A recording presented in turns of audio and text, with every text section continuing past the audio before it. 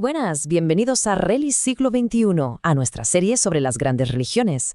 Hoy vamos a hacer algo increíble. Vamos a excavar bajo la arena del desierto para sacar a la luz la historia de un faraón que se atrevió a desafiar a todos sus dioses.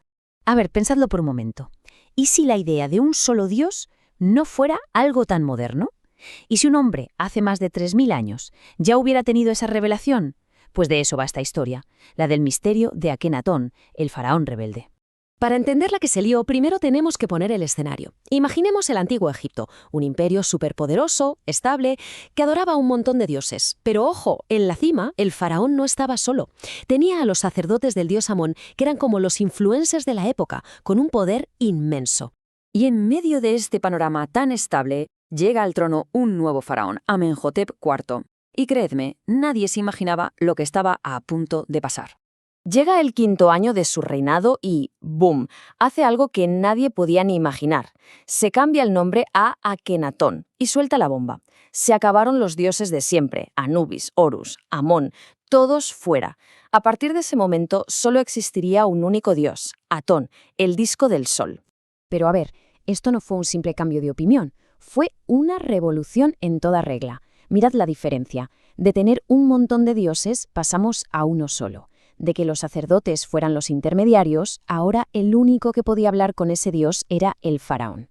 El faraón y nadie más. Se cargó toda la mitología y la cambió por algo más directo, la adoración a la luz del sol. Y para romper con todo lo anterior, ¿qué hace? Pues lo más radical. Abandona Tebas, la capital de siempre, llena de templos a los dioses antiguos, y se va al medio del desierto a construir una ciudad nueva desde cero. Aketatón, el horizonte de Atón. Y esta nueva religión era pura luz, pura vida. Fijaos qué bonito lo que dice el gran himno a Atón. Apareces hermoso en el horizonte del cielo, oh Atón viviente, iniciador de la vida. Has llenado todas las tierras con tu belleza. Es pura poesía dedicada al sol como fuente de todo. Y aquí es donde la cosa se pone interesante. ¿Hizo todo esto por una creencia profunda o fue una jugada maestra de política? Pensemos, al cerrar los templos antiguos se quedaba con toda su riqueza, y al declararse él y Nefertiti como los únicos intermediarios, le quitaba todo el poder a los sacerdotes. La pregunta está en el aire, ¿fe o poder? Pero claro, una revolución de este calibre no iba a ser fácil. El pueblo llevaba siglos adorando a sus dioses, y los sacerdotes, lógicamente, no se iban a quedar de brazos cruzados mientras les quitaban su poder. La resistencia fue brutal. Y al final, ¿qué pasó? Pues que en cuanto Akenatón murió, todo su proyecto se vino abajo como un castillo de naipes. Su sucesor, un niño que primero se llamó Tutankamón, se cambió el nombre a Tutankamón, de Atón a Amón. Volvieron los viejos dioses, se abandonó la ciudad del desierto y, lo más fuerte, intentaron borrar a Akenatón de la historia, como si nunca hubiera existido. Fue un fantasma durante miles de años, pero la historia a veces guarda sus secretos en los lugares más inesperados, en este caso dentro de las momias de su propia familia. Y aquí es donde nuestra investigación da un salto mortal. Vamos a dejar los papiros y los jeroglíficos para coger las herramientas de la ciencia del siglo XXI. Durante décadas, los egiptólogos tenían un rompecabezas. Miraban el arte de la época de Akenatón y veían cosas raras. Figuras con cuellos largos, caderas anchas, cráneos alargados. Y claro, la pregunta era obvia. ¿Era solo un estilo artístico o es que la familia real tenía alguna enfermedad genética que les daba esa apariencia? Así que en 2007 un equipo de científicos decidió dejar de especular y preguntarle directamente a las momias. Empezó el proyecto de la familia de Tutankamón. Y no hablamos de cualquier cosa, fue como un CSI a lo faraónico. Primero, escáneres súper detallados para crear modelos en 3D de las momias. Luego, con muchísimo cuidado, tomaron muestras de hueso para sacar ADN antiguo. Y con eso, a reconstruir el árbol genealógico. ¿Una pasada? Y llegó el primer gran veredicto. Había una momia misteriosa encontrada en la tumba KB55.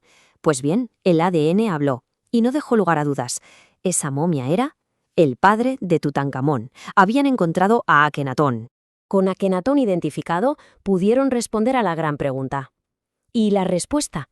Pues que todas esas teorías sobre enfermedades raras se fueron al traste. La ciencia no encontró nada de rasgos femeninos ni de síndrome de Marfan. Conclusión, el arte tan peculiar de su época era eso, un estilo artístico, no un documental médico. Pero que no tuvieran esas enfermedades no significa que estuvieran sanos. De hecho, la ciencia destapó una verdad mucho más triste.